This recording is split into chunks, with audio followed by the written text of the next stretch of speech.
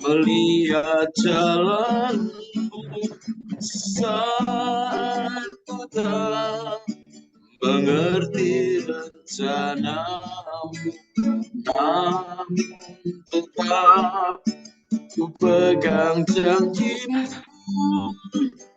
pengharapanku hanya padamu. Hatiku percaya, hatiku percaya, hatiku percaya, selalu ku percaya.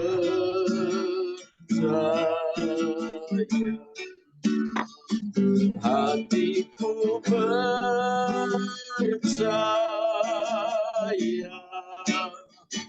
hatiku percaya,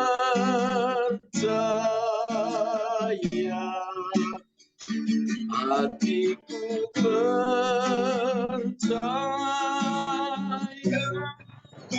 selalu ku percaya.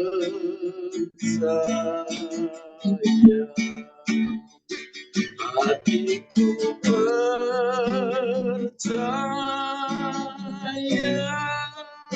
selalu ku percaya.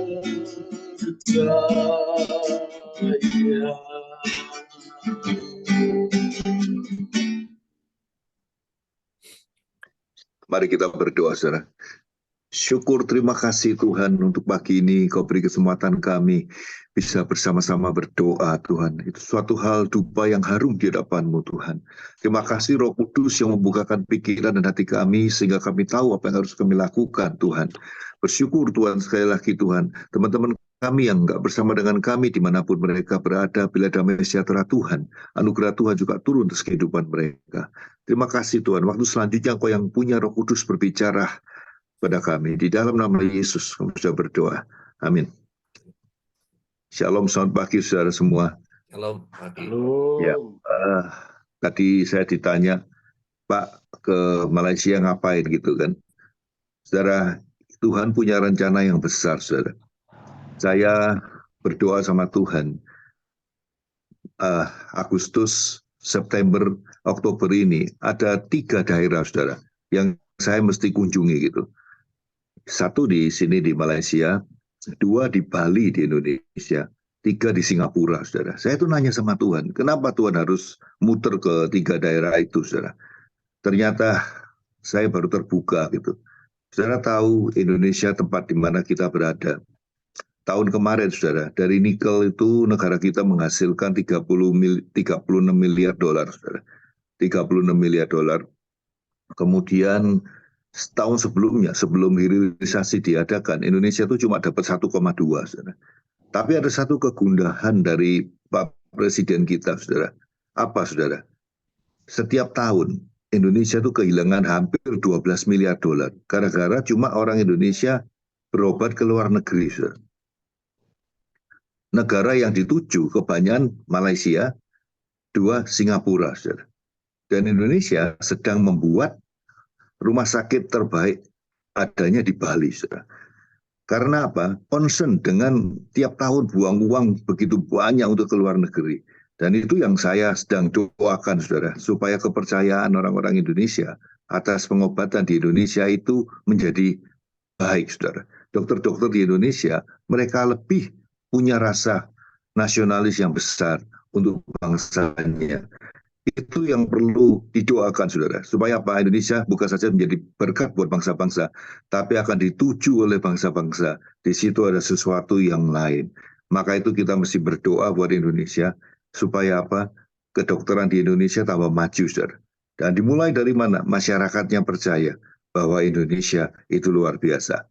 Kira-kira itu, saudara. Jadi perjalanan saya berdoa itu yang sedang di dalam pikiran saya.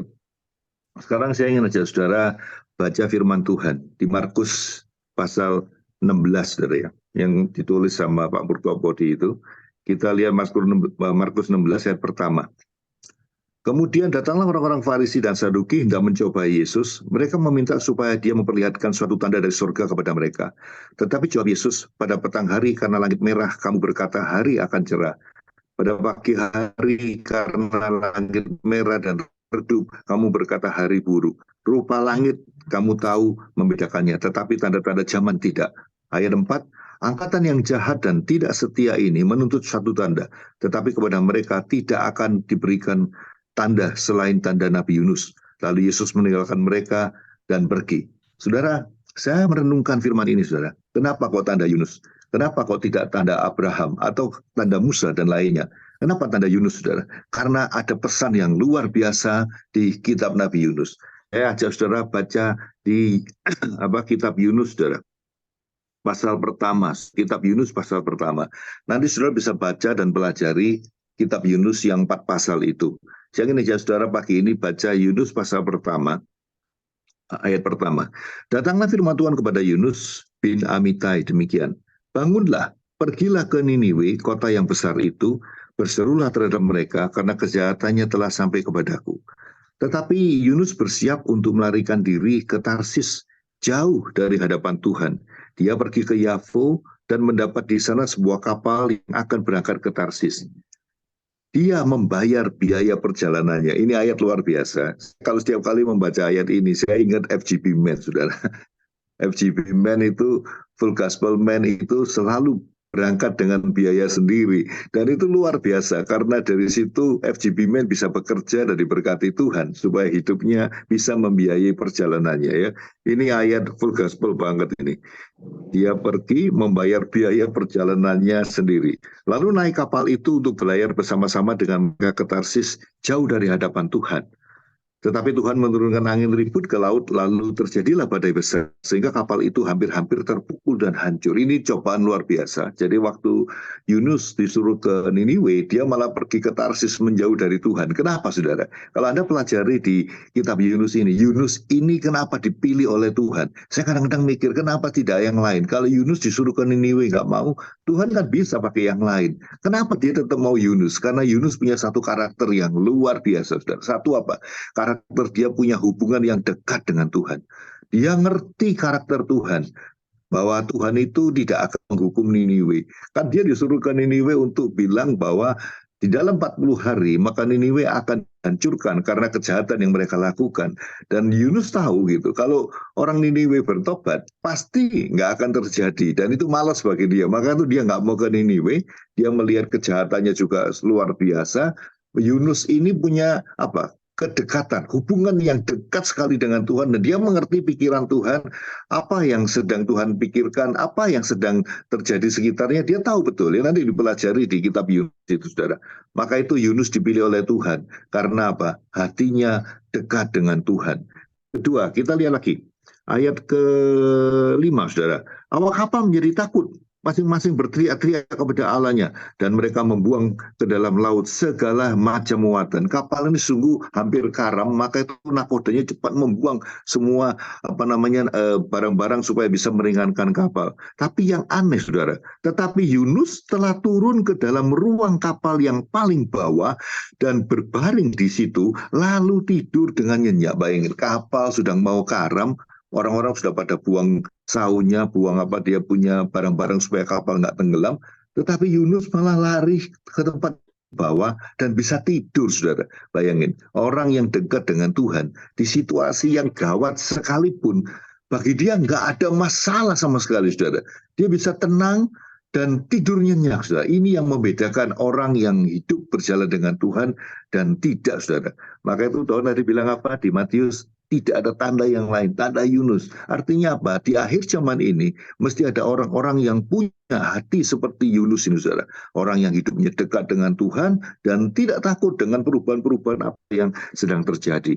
Kemudian saudara bisa baca selanjutnya, datanglah nakoda mendapatkannya sambil berkata, bagaimana mungkin engkau tidur begitu nyenyak? Bangunlah, berserulah kepada Allahmu, barangkali Allah itu akan mengindahkan kita, sehingga kita tidak binasa. Yunus nggak ngomong apa-apa, saudara. Ini nakoda ngomong sama Yunus, Yunus nggak ngomong apa-apa. Lalu nakoda itu sama teman-temannya, mereka membuang udi dan mencari itu siapa sih sesungguhnya yang bikin masalah dan kenapa orang ini bisa tidur. Akhirnya di buang undi itu diketahui bahwa Yunus ini yang jadi penyebabnya. Ya, ayat berikutnya, berkatalah mereka kepadanya, beritahukan kepada kami, ini dia ngomong sama Yunus, karena siapa kita ditimpa oleh malapetaka ini? Apa pekerjaanmu? Dan dari mana engkau datang? Apa negerimu? Dan dari bangsa manakah engkau? Yunus baru menjawab, sahutnya kepada mereka, aku seorang Ibrani, aku takut akan Tuhan, Allah yang mempunyai langit, yang telah menjadikan lautan dan daratan. Bayangin, dia tuh tahu siapa Tuhan, dia takut akan Tuhan, tapi dia menghindar ya. Terus mereka orang-orang itu menjadi sangat takut, lalu berkata, apa sih yang telah kau perbuat ya kak? Semua orang-orang mengetahui bahwa dia melarikan diri jauh dari hadapan Tuhan. Hal ini diberitahukannya kepada mereka. Jadi Yunus sebelum naik kapal dia diberitahu, aku lagi melarikan diri dari hadapan Tuhan untuk pergi ke Tarsis. Karena Tuhan suruh dia ke Niniwe.